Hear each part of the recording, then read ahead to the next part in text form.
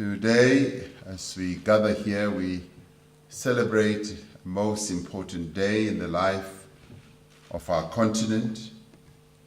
This is Africa's premier celebration, Africa Day. We should, as we celebrate this most important day, also take a moment to recall and reflect and celebrate Africa's contribution to the monumental way that the world has developed. One can assume that if modern civilization and the technological development that we see around us today are judged to be the epitome of human achievement, then it is unlikely that the material way of life which most of humanity currently aspires would have happened without the innovative talent that originated on the African continent. And today we therefore should proudly take this opportunity to pay tribute to our forebears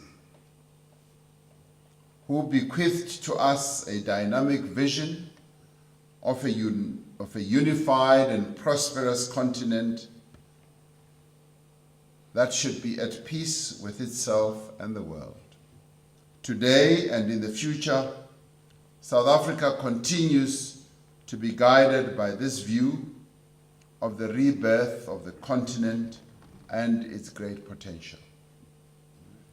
The African agenda, which has been the hallmark of our African policy on the continent, is the program through which we are seeking to realize this renaissance. This continental free trade area is a critical response to Africa's developmental challenges.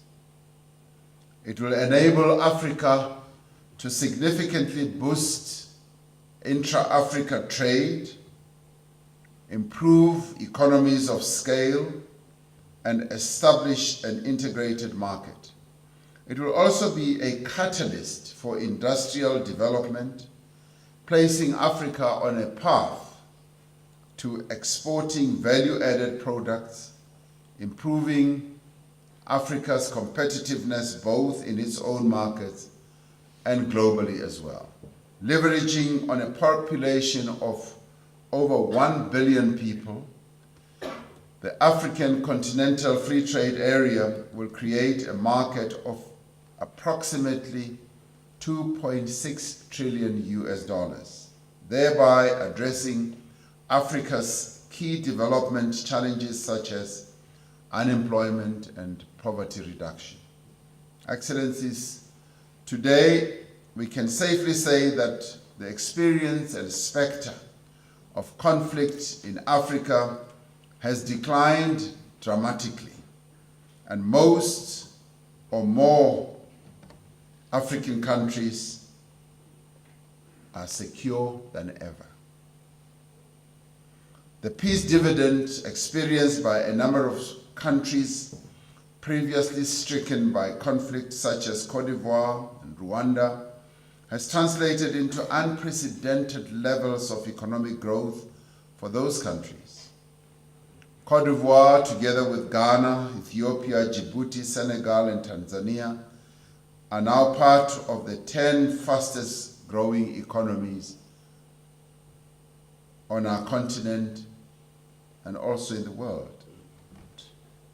As Africans, let us remain united to build a very strong Africa.